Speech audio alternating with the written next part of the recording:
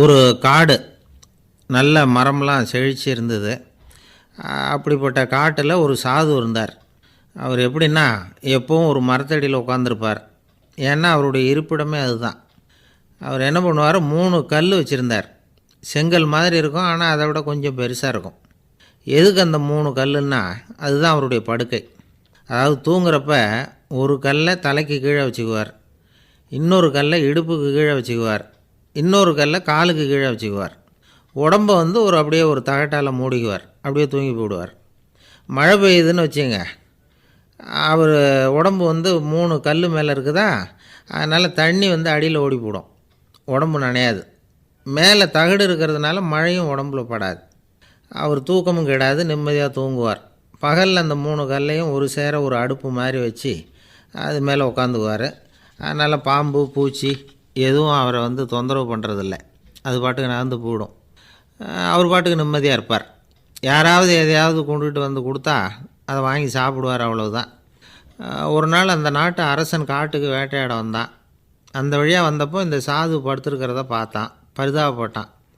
ஐயோ பாவம், இவர் இப்படி இந்த கல் மேலே உடம்பை வச்சுக்கிட்டு தூங்குறாரே, என்ன பாடுபடுவார். இவரை நாம் வந்து அரண்மனைக்கு அழைச்சிட்டு போய் சுகமாக நிம்மதியாக இருக்கிறதுக்கு வழி செஞ்சு கொடுப்போம், அது ரொம்ப நல்லாயிருக்கும் அப்படின்னு நினச்சான். அப்படி நினச்சிக்கிட்டே அரண்மனைக்கு வந்துட்டான். அதுக்கப்புறம் ஒரு பல்லக்கையும் 2 சேவகர்களையும் காட்டுக்கு அனுப்பி அந்த சாதுவை மெதுவாக இங்கே அழைச்சிட்டு வந்துடுங்க அப்படின்னு சொல்லி அனுப்பி வச்சான். இவங்க போய் அவர்கிட்ட விவரத்தை சொன்னாங்க. எனக்கு என்னத்துக்கு அரண்மனை வாசம் அப்படின்னார். இருந்தாலும் மன்னர் உத்தரவு, நீங்கள் அவசியம் வரணும் அப்படின்னாங்க இவங்க. சரின்னு சொல்லிவிட்டு வேறு வழி இல்லாமல் புறப்பட்டார். புறப்படும் பொழுது என்ன பண்ணார்னா, மறக்காமல் அந்த 3 கல் ஒரு தகடு அதையும் எடுத்து பல்லக்கில் வச்சுக்கிட்டார். என்னத்துக்கு இதையெல்லாம் எடுத்து வைக்கிறாரு அப்படின்னு சொல்லி அவங்க யோசனை பண்ணாங்க. இருந்தாலும் அதை பற்றி ஒன்றும் கேட்கல. பேசாமல் அவரை அழைச்சிட்டு போய் அரண்மனையில் விட்டுட்டாங்க. அரசன் ஓடி வந்தான், வரவேற்றான், அறுசுவை உணவு படைத்தான். அவர் படுக்கிறதுக்கு தங்க கட்டில், பட்டு மெத்தை, இப்படி எல்லாம் ஏற்பாடு பண்ணி வச்சான். இங்கே படுத்து ஓய்வு எடுத்துங்க அப்படின்னு சொல்லிவிட்டு அவன் பாட்டு போயிட்டான். மறுநாள் காலையில் வந்து பார்க்குறான், சாது படுத்துருக்கிறார். எப்படி தெரியுமா, அந்த பட்டு மெத்தை மேலே 3 கல்லையும் வச்சு வழக்கம் போலவே அது மேலே படுத்துருக்கிறார், அதுக்கு மேலே தகடு. அரசன் பார்த்துட்டு அதிர்ச்சி ஆகிட்டான். என்ன சுவாமி இப்படி அப்படின்னா, சாது சொன்னார், எனக்கு வந்து தேவையும் இல்லை குறையும் இல்லை, எல்லா இடத்துலையும் எனக்கு ஒரே மகிழ்ச்சி தான் அப்படின்னார். மகிழ்ச்சிங்கிறது தங்க கட்டிலேயோ பட்டு மெத்தையிலேயோ இல்லை, அது வந்து மனசில் இருக்கிற ஒரு விஷயம். உண்மையான மகிழ்ச்சிக்கு வழி வந்து மனப்பக்குவம் அப்படிங்கிறது அந்த அரசனுக்கு புரிஞ்சுதான். இந்த காலத்தில் ஒரு சாமியார், அவரை தேடி ஒரு சீடன் வந்தான்.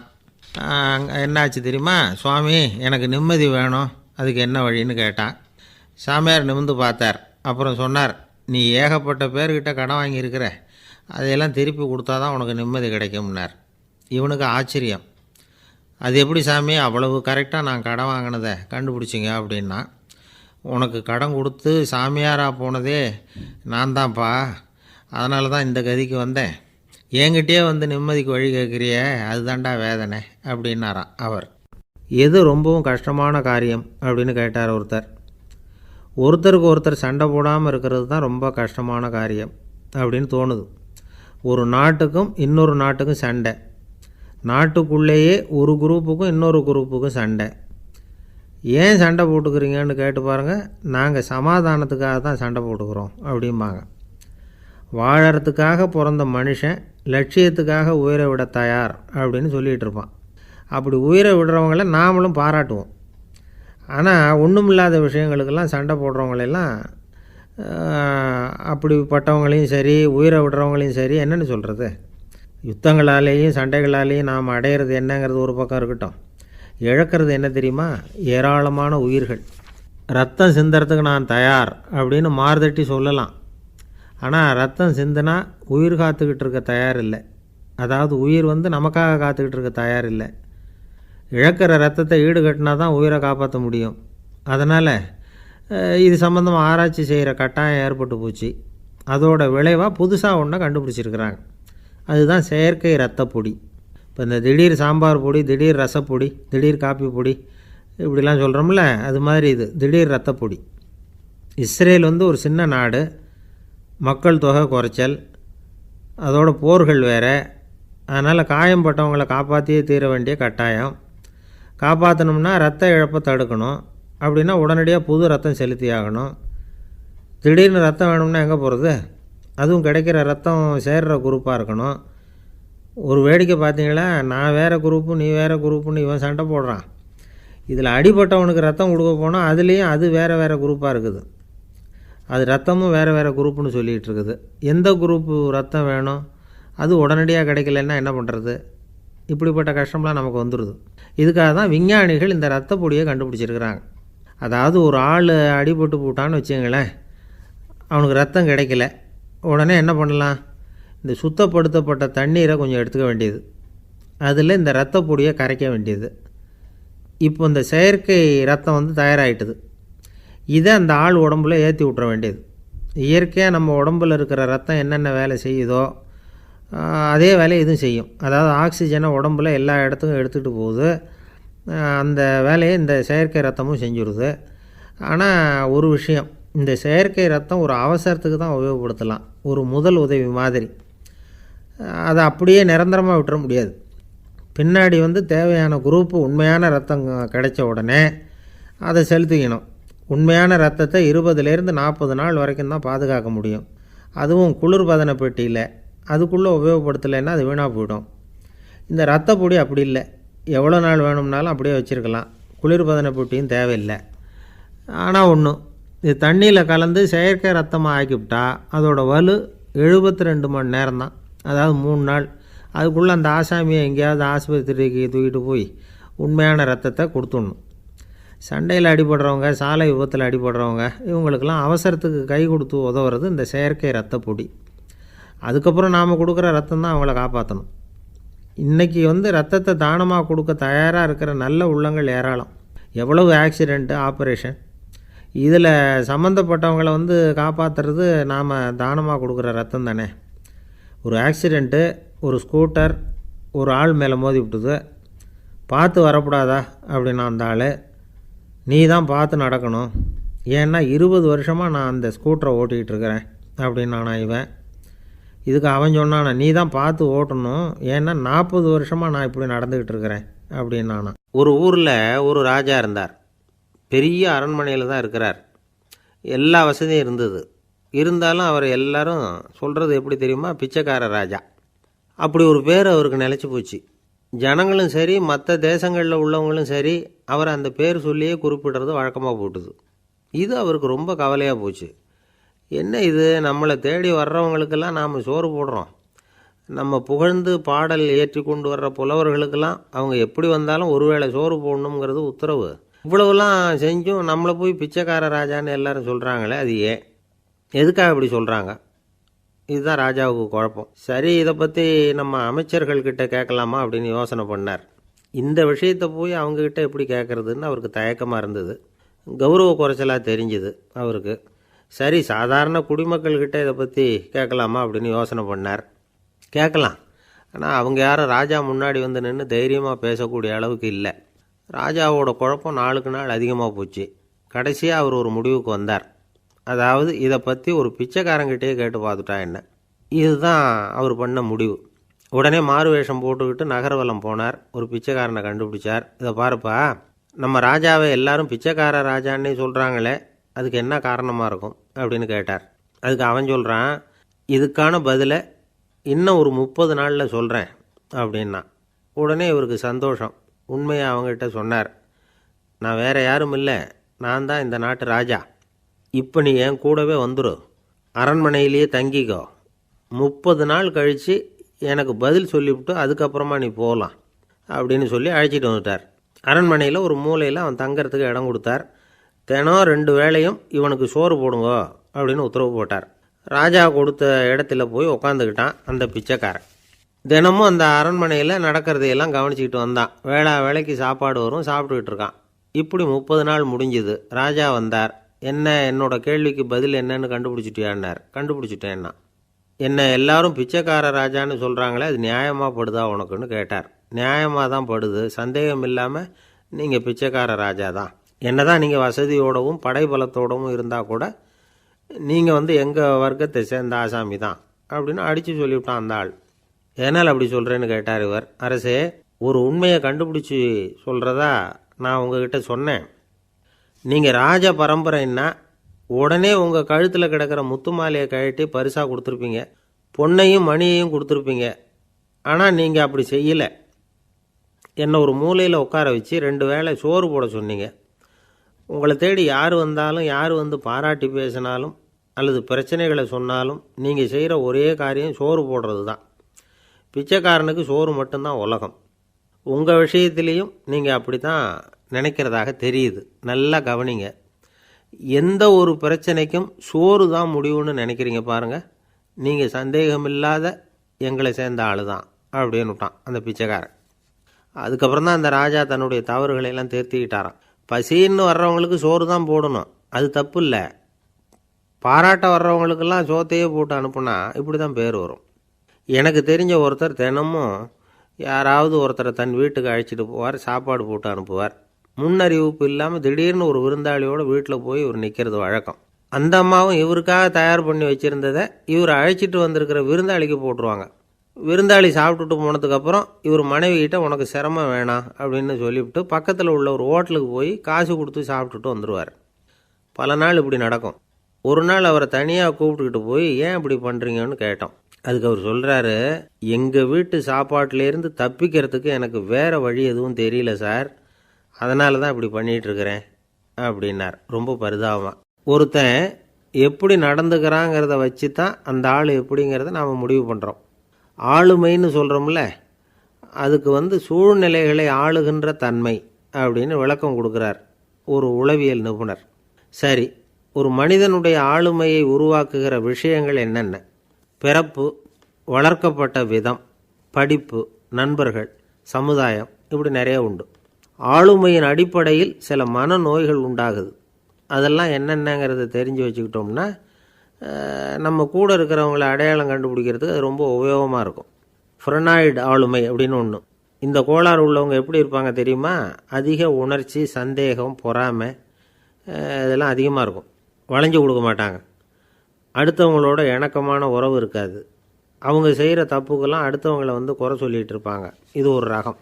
அடுத்தது ஸ்கிசாய்டு ஆளுமை அப்படின்னு சொல்கிறாங்க. இந்த கோளாறு உள்ளவங்க அடுத்தவங்களோட பழக கூச்சப்படுவாங்க.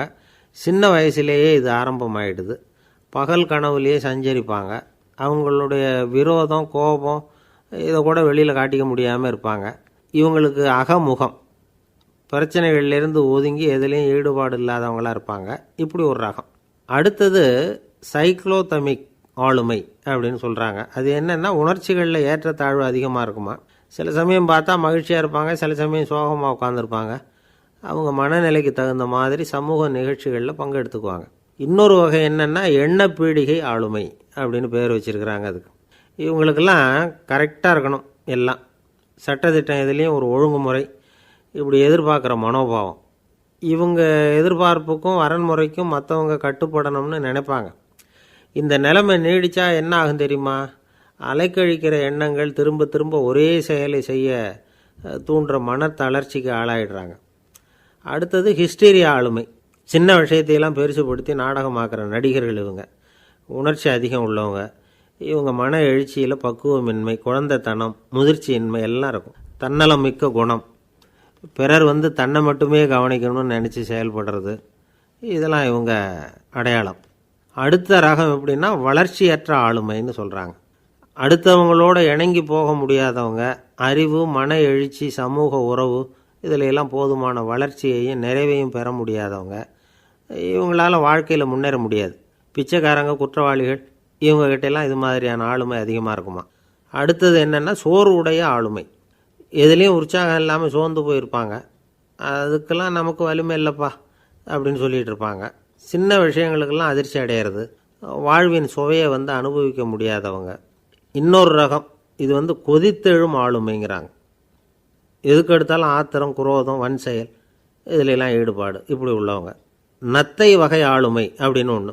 அடுத்தவங்க மேலே விரோதம் இருக்கும், அடிக்கணுங்கிற எண்ணம் இருக்கும். ஆனால் அதை அப்படியே வெளியில் காட்டாமல் அதே சமயம் அமைதியான முறையில் வெறுப்பை வெளிக்காட்டுற ரகம். இவங்கெல்லாம் பேசாமல் கம்முன்னு இருந்துக்கிட்டே நினச்சதை நிறைவேற்றிக்கிறவாங்க. முன்ஜாக்கிரதை ஆளுமை அப்படின்னு ஒரு ரகமாக. பாதுகாப்பின்மை, சந்தேகம், முழுமையின்மை, அறவேக்காட்டுத்தனம் இந்த மனப்போக்கு அதிகமாக இருக்கிறதுனால அகம்பாவம், பிடிவாதம், எச்சரிக்கை எல்லாம் அளவுக்கு மீறி இருக்கும். இதுவரைக்கும் நாம் பேசிக்கிட்டு இருந்த ஆளுமை பண்புகள் அளவுக்கு அதிகமாக போயிட்டுதுன்னா ஆளுமை கோளாறுகள் ஏற்படும். அதன் அடிப்படையில் மனவியாதிகள் வருமா. அதனால் இணக்கமான எல்லாரும் விரும்புகிற இயல்பான ஆளுமையை பெறுவதற்கு நாம் முயற்சி செய்யணும் அப்படிங்கிறது மனோதத்துவ நிபுணர்களுடைய ஆலோசனை. ஒருத்தர் ஒரு மனோதத்துவ டாக்டரை தேடிட்டு வந்தாராம். டாக்டர், எனக்கு மனசில் ஏதோ வியாதி, ஆளுமை கோளாறு, அதாவது எனக்கு சீக்கிரமாக செத்து போனால் தேவையில்லைன்னு தோணுது அப்படின்னாராம். உடனே அந்த டாக்டர், சரி அப்படின்னா இங்கேயே இருங்க, நான் வைத்தியம் பார்க்குறேன் அப்படின்னாராம். ஆஃபீஸை முடிஞ்சு வீட்டுக்கு போகிற சமயத்தில் ஒருத்தர் கடைக்கு போய் ஸ்வீட் வாங்கினார். சரி, வீட்டுக்கு பிள்ளைங்களுக்கு தான் வாங்கிட்டு போகிறார் அப்படின்னு மற்றவங்க நினச்சாங்க. அவர் அப்படி செய்யலை. அந்த இடத்துலையே பொட்டலத்தை பிரித்தார். திருட மாதிரி அப்படியே சுற்றி ஒரு தரம் பார்த்துக்கிட்டார். யாரும் தெரிஞ்சவங்க இல்லைங்கிறத முடிவு பண்ணிவிட்டு அவசரமாக அதை அப்படியே போட்டு முழுங்கிவிட்டு கையை தொடச்சிக்கிட்டு நல்ல பிள்ளை மாதிரி நடந்து போக ஆரம்பிச்சிட்டார். அவர் யாருன்னா, அவரோட பிரச்சனை எல்லாருக்கும் தெரியாது, சில பேருக்கு தான் தெரியும். அதாவது அவர் உடம்பில் சர்க்கரை இருக்குதுன்னு டாக்டர் சொல்லிவிட்டாராம். அதனால் வீட்டில் சர்க்கரையே இவர் கண்ணில் காட்டுறதில்ல. அதனால் இவர் யார் கண்ணிலையும் படாமல் இப்படிப்பட்ட வேலைகள்லாம் செய்கிறது வழக்கம். யாருக்கும் தெரியாமல் இப்படி ஸ்வீட்டை வாங்கி சாப்பிட்டுட்டு அவர் பாட்டுக்கு போயிடுறது. இப்படிப்பட்டவங்களுக்கெல்லாம் கொஞ்சம் ஆறுதலான தகவல் இன்றைக்கி. அது என்னென்னா, நாம் சாப்பிட்ற சர்க்கரைக்கும் நம்ம உடம்பில் உள்ள சில கோளாறுகளுக்கும் அப்படி என்ன தான் சம்மந்தம் இருக்குது. இதை பற்றி சமீபத்தில் சில ஆராய்ச்சிகள்லாம் நடந்திருக்குது. ஏன்னா சர்க்கரைன்னாவே விஷம் மாதிரி அதை பார்க்குறவங்களும் சில பேர் உண்டு. சின்ன பிள்ளைங்களுக்கு வயத்தில் பூச்சி உண்டாகிறதுலேருந்து பெரியவங்களுக்கு நீரிழிவு வர்ற வரைக்கும் எல்லாத்துக்கும் சர்க்கரை தான் காரணம்னு சொல்லிகிட்டு இருக்கிறோம். ஆனால் அந்த அளவுக்கு பயப்பட வேண்டிய அவசியம் இல்லை அப்படின்னு சொல்கிறாங்க. சர்க்கரை வியாதி, இருதய நோய், பித்த நீர்ப்பை நோய், இதெல்லாம் சில நோய்கள்லாம் நாம் சாப்பிட்ற சர்க்கரைக்கும் தொடர்பு இருக்குன்னு நினைக்கிறோம். ஆனால் அப்படி சம்பந்தம் உண்டுங்கிறதுக்கு போதுமான அளவுக்கு ஆதாரம் இல்லை அப்படிங்கிறாங்க ஆராய்ச்சியாளர்கள். ஒரே ஒரு சம்பந்தம் தான் உறுதியாக இருக்குதான். அதுவும் இந்த பல் சிதைவு அப்படின்னு இருக்கு இல்லையா, அந்த சர்க்கரை சாப்பிட்றதுக்கும் இந்த பல் சிதைவுக்கும் சம்பந்தம் இருக்குது அப்படிங்கிறத மட்டும் உறுதியாக சொல்கிறாங்க. சர்க்கரைன்னா நாம் சாப்பிட்ற ஜீனி மட்டும் இல்லை, பழம், காய்கறி, பால், தேன் இப்படி எல்லாத்துலேயும் அது இருக்குது. கேரட்டு கொடுக்குற சத்தில் 88% சர்க்கரை, ஆப்பிள் கொடுக்குற சக்தியில் 95% சர்க்கரை. இது ஜீனி சர்க்கரை, இது ஆப்பிள் சர்க்கரை அப்படிங்கிற வித்தியாசம்லாம் உடம்புக்கு கிடையாது. ரெண்டுமே உடனடியாக சக்தி கொடுக்குது. ஒரு ஸ்பூன் சர்க்கரையில் 16 கலோரி தான் சத்து இருக்குது. அதிகமாக சர்க்கரை சாப்பிட்டா நீரிழிவு வந்துருங்கிறது தப்பான ஒரு அபிப்பிராயம். டயபெட்டிஸுங்கிறது ஒரு மெட்டபாலிக் டிஸார்டர், அவ்வளவுதான். அதாவது நாம் சாப்பிட்ற சர்க்கரையை நம்ம உடம்பு திறமையாக உபயோகப்படுத்திக்க முடியல அப்படின்னு அர்த்தம். அதனால தான் அதிகமாக இனிப்பு வேணாம்னு சொல்கிறோம். ஏற்கனவே உடம்பால் முடியாத ஒன்றை மறுபடியும் அது தலையில் சுமத்தி அதிகமாக வேலை வாங்க வேணாமே அப்படிங்கிறதுக்காக தான். ஆகாரத்தில் அதிகமாக சர்க்கரை இருந்தால் அதனால் உடனே சர்க்கரை வியாதி வந்துடும்ங்கிறதுக்கு விஞ்ஞான ரீதியாக போதுமான ஆதாரம் இல்லை. அதனால் எப்போவாவது அதிகமாக ஸ்வீட்டு சாப்பிட்டுட்டா ஐயோ அதிகமாக சாப்பிட்டோமோ என்ன பண்ண போகுது தெரியலையே அப்படின்னு நினச்சி மனசை போட்டு குழப்பிக்க வேண்டியதில்லை. பொதுவாக எதுவுமே அதிகமாக வேண்டாம், எல்லாம் சீராக இருந்தால் போதும். நீரிழிவுங்கிறது புதுசாக வந்துட்ட ஒரு நோய் இல்லை, ரொம்ப காலமாகவே இருக்கிற ஒன்று தான். நம்ம முன்னோர்கள் இதை மதுமேகம் அப்படின்னு சொல்லுவாங்க. அதை கட்டுப்படுத்துறதுக்கு அவங்களே சில வழிமுறையை சொல்லி வச்சுருக்கிறாங்க. அது என்னென்னா வேறு ஒன்றும் இல்லை, இந்த பாவக்காய், முள்ளங்கி, அருகம்புல் அவ்வளவுதான். வெள்ளை முள்ளங்கி இருக்குல்ல, அதை வாரத்துக்கு 3 நாள் சாப்பிட்டுக்கிட்டு வாங்க. நூலுக்கோல் ரொம்ப நல்லது. இல்லைன்னா முள்ளங்கி சாறு 1 ounce சாப்பிட்டுட்டு வரலாம். ரத்தத்தில் சேர்கிற சர்க்கரை அளவை இதெல்லாம் கட்டுப்படுத்துது.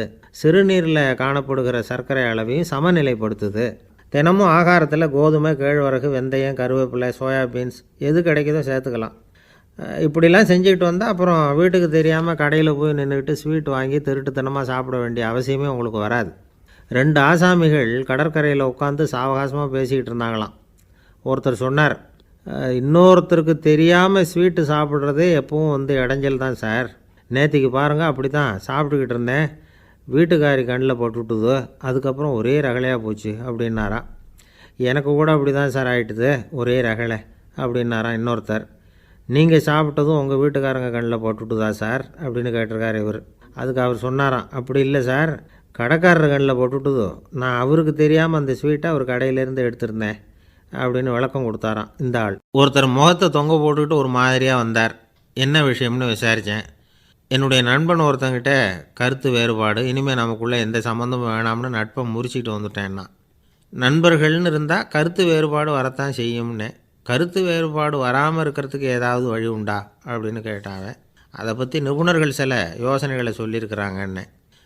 முதல் விஷயம் என்னென்னா, உங்கள் நண்பனுக்கு ஒரு செய்தி சொல்லணும்னா அதை நீங்களே நேரடியாக சொல்லுங்கள், அல்லது உங்கள் கைப்பட கடிதம் எழுதுங்க.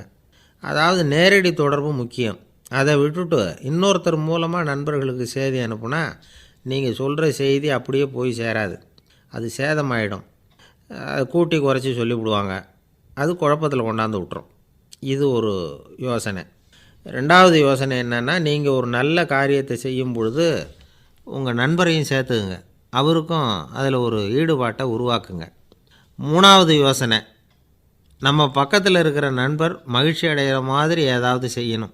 சின்ன சின்ன செயல்களாக இருந்தாலும் பரவாயில்ல, அவர் நமக்கு எதுவும் செய்யலையே, நாம் எதுக்கு செய்யணும் அப்படின்னு நினச்சிக்கிட்டு இருக்கக்கூடாது. நாலாவது யோசனை என்னென்னா, உங்களுக்கு ஒரு பிரச்சனையா அல்லது உங்கள் நண்பருக்கு ஒரு பிரச்சனையா, எதுவாக இருந்தாலும் 2 பேரும் சேர்ந்து உட்காந்து ஆலோசனை பண்ணுங்கள். நம்ம யோசனையும் கேட்கப்படுதே அப்படிங்கிற நினைப்பே அவருக்கு ஒரு மன நிறைவை உண்டாக்குமா. ஐந்தாவது யோசனை, உங்கள் நண்பர் ஏதோ ஒரு காரியத்தை செய்கிறார், நீங்கள் உடனே அவசரப்பட்டு நீ செய்கிறது தப்புன்னு தீர்ப்பு சொல்லக்கூடாது. அவர் அதை செய்கிறதுக்கான நியாயங்கள் எவ்வளவோ இருக்கும், அதை புரிஞ்சுக்கிறதுக்கு முயற்சி பண்ணணும். ஆறாவது யோசனை, உங்கள் நண்பர் என்ன சொன்னாலும் அதை பொறுமையாக கேளுங்க. அவர் சொல்கிறத புரிஞ்சுக்கணும், அவர் சொல்ல விரும்புகிறத புரிஞ்சுக்கணும், அவர் சொல்ல முடியாமல் தவிக்கிறதையும் புரிஞ்சுக்கணும். இப்படி 3 விதமாகவும் அவரை புரிஞ்சுக்கிட்டு அதுக்கு தகுந்த மாதிரி செயல்படணும். ஏழாவது யோசனை என்னென்னா, உங்கள் நண்பர் உங்ககிட்ட ஏதோ ஒரு கருத்தை சொல்கிறார், அது உங்களுக்கு பிடிக்கல, அதுக்காக உடனே நீ சொல்கிறது சரியில்லை, நான் ஒத்துக்க மாட்டேன் அப்படின்லாம் மறுத்துக்கிட்டு இருக்கக்கூடாது. அவர் சொல்கிறத கேட்கணும், பொறுமையாக சிந்திக்கணும், அதுக்கப்புறம் பதில் சொல்லணும். இப்படிலாம் நடந்துக்கிட்டால் நண்பர்களுக்குள்ள கருத்து வேறுபாடு வர்றதுக்கு வாய்ப்பே இருக்காது அப்படின்னு வல்லுநர்கள் தொகுத்து சொல்லியிருக்கிறாங்க இந்த யோசனைகளை. எனக்கு தெரிஞ்ச சில நண்பர்கள் உண்டு, அவங்களுக்குள்ளேயும் கருத்து வேறுபாடுகள் வராமல் இருக்கிறதுக்கு சில நுட்பங்களை கையாளுறது உண்டு. ஒருத்தர் சொன்னார், அந்த டாக்டர் சின்ன வயசுலேருந்து என் கூட பழகினவர், நாங்கள் 2 பேரும் இணை பிரியாத நண்பர்கள். இருந்தாலும் எனக்கு உடம்பு சரியில்லைன்னா நான் அவர்கிட்ட வைத்தியம் பார்த்துக்க மாட்டேன் அப்படின்னார் ஒருத்தர். ஏன் அப்படின்னு கேட்டேன். எங்கள் நட்பு கெட்டு போடக்கூடாது இல்லையா, அதனால தான் அப்படின்னார் இவர். ஒரு மனுஷனுக்கு 3 விதத்தில் கர்வம் உண்டாகிறதுக்கு வாய்ப்பு உண்டு. பணம், பதவி, புகழ். பணம் அதிகமாக வந்தால் கர்வம் வரலாம், பதவி பெருசாக வந்துட்டுதுன்னா கர்வம் வரலாம், புகழ் அதிகமாக போனாலும் கர்வம் வரலாம். இந்த 3 வகையான கர்வத்துக்கும் இடம் கொடுக்காமல் இருக்கிறாங்க பாருங்கள், அவங்க தான் சிறந்த மனிதர்கள். ஒரு பெரிய பொறுப்பில் இருக்கிறவங்களுக்கு கர்வம் வந்துடக்கூடாது. அப்படி வந்துட்டுதுன்னா அது எல்லாருக்கும் இடைஞ்சல். ஒரு ராஜா இருந்தார். அவர் ஒரு நாள் தன்னுடைய தலைநகரத்தை சுற்றி வந்துக்கிட்டு இருந்தார். ஒரு இடத்துல ஒரு அழகான நிலத்தை பார்த்தார். ஆஹா, இந்த இடத்துல நமக்குன்னு ஒரு மாளிகையை கட்டினா எவ்வளோ நல்லாயிருக்கும் அப்படின்னு நினச்சார். ராஜா நினச்சா அது முடியாத காரியமா? சரி, இந்த நிலம் யாருக்கு சொந்தம்னு விசாரிங்க அப்படின்னார் பக்கத்தில் இருந்தவங்கக்கிட்ட. அவங்கெல்லாம் ஓடி போய் விசாரித்தாங்க.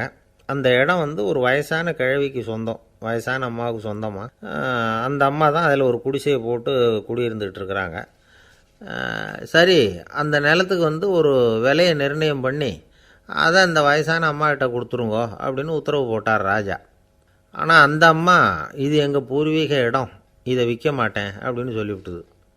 சரி, 2 பங்கு விலை கொடுக்குறோம்னு சொல்லி பாருங்க அப்படின்னாங்க. அப்படியே சொன்னாங்க அரண்மனை ஆட்கள். அதுக்கும் சம்மதிக்கலை அந்த அம்மா. இதை கேள்விப்பட்டதும் ராஜாவுக்கு கோபம் வந்துட்டுது. தன்னுடைய ஆளுங்களை கூப்பிட்டார். போய் அந்த குடிசையை பிரித்து எறிங்க, காசெல்லாம் ஒன்றும் கொடுக்காதீங்க அப்படின்னு கத்தினார். அவ்வளோதான். அடுத்த நிமிஷம் அரண்மனை ஆசாமிகள் போனாங்க, குடிசையை பிரித்து எரிஞ்சாங்க. அந்த வயசான அம்மா இருக்குது, அதுவும் அந்த இடத்த விட்டு துரத்தி விட்டாங்க. அந்த இடத்துல ஒரு அரச மாளிகையை கட்டி முடிச்சிட்டாங்க. அந்த வயசான அம்மா பாவம், ராஜாவே இப்படி பண்ணால் யார்கிட்ட போய் முறையிட முடியும்? ஒரு ஞானி இருந்தார், அவர்கிட்ட போய் சொன்னாங்க. அவர் இவங்க சொன்னதை கேட்டு மனசில் வச்சுக்கிட்டார். ஒரு நாள் அந்த ராஜாவே இந்த ஞானியை கூப்பிட்டார்.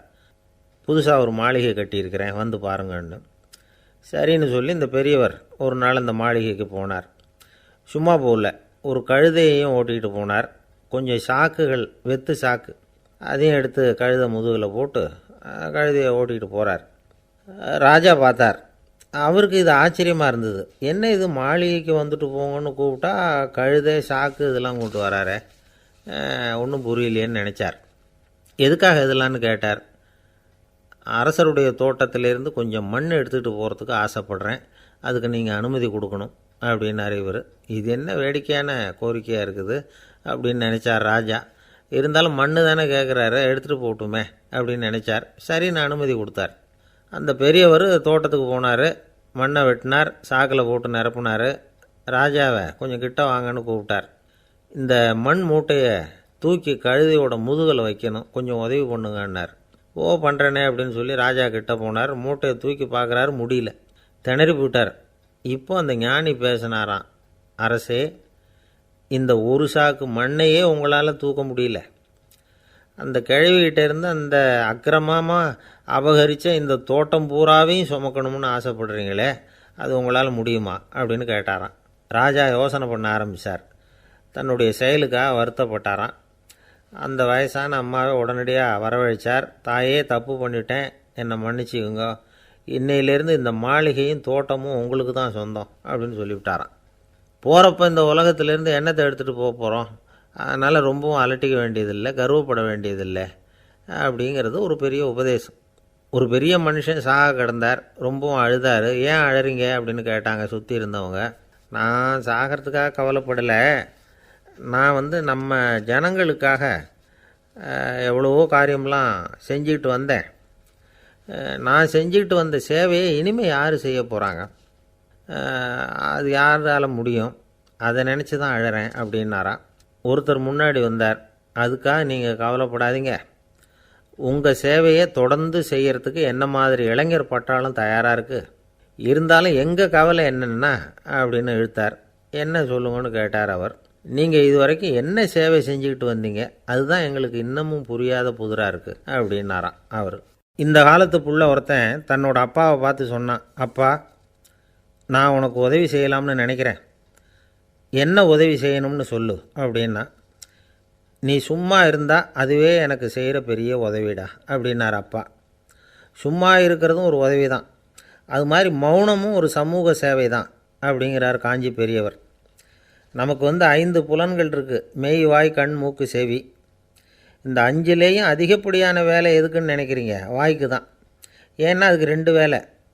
இப்போ கண்ணுக்கு பார்க்குறது மட்டும்தான் வேலை, காதுக்கு கேட்குறது மட்டும்தான் வேலை, மூக்குக்கு வாசனை அறியறது தான் வேலை, உடம்புக்கு உணர்றது மட்டும்தான் வேலை. ஆனால் வாய் அப்படி இல்லை, அதுக்கு 2 வேலை, சாப்பிட்றதும் அதுதான், பேசுகிறதும் அதுதான். அதாவது வாய் ஒன்று தான் கர்மேந்திரியமாகவும் இருக்குது, ஞானேந்திரியமாகவும் இருக்குது அப்படின்னு சொல்லுவாங்க. சாப்பாட்டில் உட்காந்தா எந்தெந்த ஆகாரம் என்னென்ன ருசின்னு அறிவிக்கிற வேலையும் செய்யுது. சபையில் உட்காந்தா பாடுறது, பேசுறது, சிரிக்கிறது, இது மாதிரியான வேலையும் செய்யுது. இன்னொரு வித்தியாசம், கண்ணு, காது, மூக்கெல்லாம் ஸ்ட்ரெயின் பண்ணிக்கிட்டு வேலை செய்கிறதில்ல. ஒரு ரோஜா பூ பார்த்தா உடனே மூக்கு அப்படியும் இப்படியும் அசைய ஆரம்பிக்கிறதில்ல. ஒரு சங்கீதத்தை கேட்ட உடனே காது ஆட ஆரம்பிக்காது.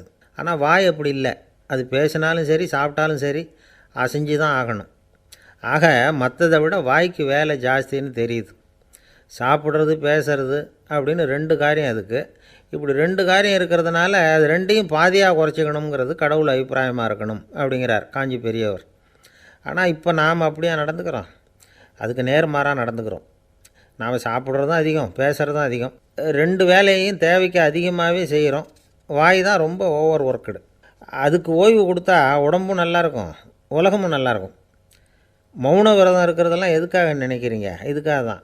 இந்த காலத்தில் மௌனமாக இருக்கிறவங்கெல்லாம் மகத்தான தொண்டு செய்கிறாங்க அப்படின்னு தான் சொல்லணும். சத்தம் அதிகமாக போய் தான் சவுண்டு பொல்யூஷன் வருது. அது மட்டும் இல்லை, மௌனமாக இருந்தால் சண்டை சச்சரவே வராது. மௌனம் கலக நாஸ்தி. ஆக இதுவும் ஒரு சமூக சேவை தான். நமக்கு தான் வாய் இருக்குதேங்கிறதுக்காக வசமாக சாப்பிட்றதும் தப்பு, வளவளன்னு பேசுகிறதும் தப்பு. ஒரு கருத்தை சொல்கிறதுக்கு ஒரே ஒரு சொல்லு போதும் அப்படின்னு இருக்கும்பொழுது 2 சொற்களை செலவு பண்ணாதே. எவ்வளவு சொன்னாலும் அதனால் ஒரு பயனும் விளையாது அப்படின்னு தெரிய வருமேயானால் அந்த ஒரு சொல்லையும் விரயம் பண்ணாதே அப்படிங்கிறார் ஒரு அறிஞர். எல்லா குணங்கள்லேயும் மௌனம்தான் சிறந்தது அப்படிங்கிறார் ஒருத்தர். மௌனமாக இருக்கிறது மூலமாக மற்றவர்கள் குறைகளை நம்மால் தெரிஞ்சிக்க முடியும். அதே சமயத்தில் நம்மக்கிட்ட இருக்கிற குறைகளை மற்றவங்களுக்கு தெரியாமல் மறைச்சிக்கவும் முடியுங்கிறார் அவர். உண்மைதானே? ஒரு பெரிய மேடை பேச்சாளர், பொது வாழ்க்கையில் 25 வருஷ காலமாக ஈடுபட்டிருக்கிறவர். அவர் மனைவி ஒரு நாள் சொன்னாங்க, எங்கள் வீட்டுக்காரர் 25 வருஷ காலமாக பொது வாழ்வில் ஈடுபட்டிருந்தா கூட இந்த மாதம் 10ஆம் தேதியிலேருந்து தான் மக்களுக்கு சேவை செய்ய ஆரம்பிச்சிருக்கார் அப்படின்னு நாங்கள் ரொம்ப பெருமையாக. 10ஆம் தேதிக்கு அப்படி என்ன விசேஷம் அப்படின்னு கேட்டோம். அன்னையிலேருந்து தான் அவர் மேடையில் பேசுகிறத நிறுத்தினார் அப்படின்னாங்க அந்த அம்மா. ஒரு நண்பர் அவசரமாக என்கிட்ட ஓடி வந்தார். அப்புறம் சொன்னார், என்னால் நம்பவே முடியல சார், என் பையனை அப்படி அப்படின்னு சொல்லி ஆச்சரியப்பட்டார். உங்கள் பையன் அப்படி என்ன தான் செஞ்சுட்டான் அப்படின்னு கேட்டேன். என்னால் முடியாத ஒரு காரியத்தை அவன் செஞ்சுட்டான் சார் அப்படின்னார். அது என்னன்னு தான் சொல்லுங்களேன். என்ன 5ஆவது வகுப்பில் அவன் ஒரே தடவையில் தேறிட்டான் சார், அதாவது ஒரே அட்டம்ப்டில் பாஸ் ஆகிருக்கான் அப்படின்னார் மூச்சு வாங்க. கஷ்டப்பட்டு பரீட்சை எழுதுனது அவன், இவருக்கு ஏன் மூச்சு வாங்குது? நம்மால் செய்ய முடியாத ஒரு காரியத்தை இன்னொருத்தர் செய்யும் பொழுது அது நமக்கு ஆச்சரியமாக இருக்குது. சர்க்கஸ் பார்க்குறோம், ஒருத்தர் அந்த இடத்துல தொங்குறார், அது நமக்கு ஆச்சரியம். ஏன்னா அது நம்மால் முடியாத காரியம். நம்மால் முடியாத ஒன்றை அடுத்தவர் எளிதாக செய்யும் பொழுது நாம் மருள்வது இயற்கை. இதை தான் தொல்காப்பியம் மருட்கை அப்படின்னு சொல்லுது. இந்த வியப்பு இருக்குதே, இது 4 வகையில் ஏற்படுறதாக தொல்காப்பியம் சொல்லுது. அது என்ன 4 வகை? முதல் வகை எப்படின்னா புதுமையான அரிய செயல்களை செய்கிறது. 2வது வகை என்னென்னா பெரும் செயல்களை செய்கிறது. 3வது வகை என்னென்னா மிக நுட்பமான செயல்களை செய்கிறது. 4வது வகை என்னென்னா ஆக்கம் தரும் செயல்களை செய்கிறது. புதுமை, பெருமை, சிறுமை, ஆக்கமோடு மதினம் சாலா மருட்கை 4 அப்படிங்கிறது தொல்காப்பியம். இன்றைக்கி விஞ்ஞானம் புதுசு புதுசாக எதையோ கண்டுபிடிக்குது. ஆரம்பத்தில் அது ஆச்சரியமாக இருக்குது, அப்புறம் அது நமக்கு பழகி போடுது. வானொலி பெட்டி புதுசாக வந்தப்போ ஒரு பெட்டி பேசுதுங்கிறது எவ்வளோ பெரிய ஆச்சரியம். இப்போ யாரும் அதை ஆச்சரியமாக பார்க்குறதில்ல. மதினம் சாலா மருட்கை அப்படின்னு ஒரு சொற்றொடர் வருது பாருங்க, அதில் கருத்தாழம் உண்டு. எதை பற்றியும் போதுமான அளவு புரிந்து கொள்ளாத போது ஒருத்தர் ஆச்சரியப்படுறார். புரிந்து கொண்ட பிறகு ஆச்சரியம் மறைஞ்சு போடுது. மிக நுட்பமான செயல்களும் நம்ம ஆச்சரியப்பட வைக்கும். ஒரு அரிசியில் ஒரு திருக்குறள் எழுதி காட்டுறாங்க, ஒரு முட்டை ஓட்டுக்குள்ளே ஓவியம் தீட்டி காட்டுறாங்க. கருங்கல் சிற்பங்களில் எவ்வளவு நுட்பமான வேலைப்பாடுகளை எல்லாம் பார்த்து ஆச்சரியப்படுறோம். இது மாதிரி ஆக்கப்பூர்வமான அரிய செயல்களை செய்கிறது கூட வியப்பை உண்டு பண்ணும். குப்பை கூலங்களை கூட வாழ்க்கைக்கு பயன்படுகிற பொருளாக மாற்றுகிறவர்கள் இருக்காங்க. அவர்களுடைய செயல் வியப்பு அளிக்குது. இடைக்காட்டு சித்தர் பாடின 30 நூலில் வர்ற ஒரு பாடல், ஆற்றல் பிறர் அறிதலின் அகம் கிளர்வு உறுதலின் கற்று அறி பாணர் கழுமிய கோடலின் தோற்றம் உருகவே போற்றல் சால் வியப்பே. ஒருத்தருடைய ஆற்றல் தெரியாமல் இருந்தது, அவருடைய அரிய செயலை பார்க்கும் பொழுது வியப்பாக இருந்தது, மனசுக்குள்ளே கிளர்ச்சி. பாவலர்கள் இவர்களுடைய புகழை பாடி மற்றவர்களும் தெரிந்து கொள்ளுமாறு செய்கிறார்கள் அப்படிங்கிறது தான் ஒரு யதார்த்தமான உண்மை. ஆக எல்லா வகையிலும் மக்கள் தங்களுடைய வாழ்க்கையில் முன்னேறுவதற்கான வழிகாட்டுகிற ஒரு மெய்ப்பாடு தான் வியப்புங்கிறது. இந்த காலத்தில் நம்ம எப்படியெல்லாம் ஆச்சரியப்பட வைக்கிறாங்க. ஒரு ஆளை பிடிச்சி ஜெயிலில் கொண்டு வந்தாங்க. ஜெயில் அதிகாரி அவனை ரொம்ப ஆச்சரியமாக பார்த்தாரான்.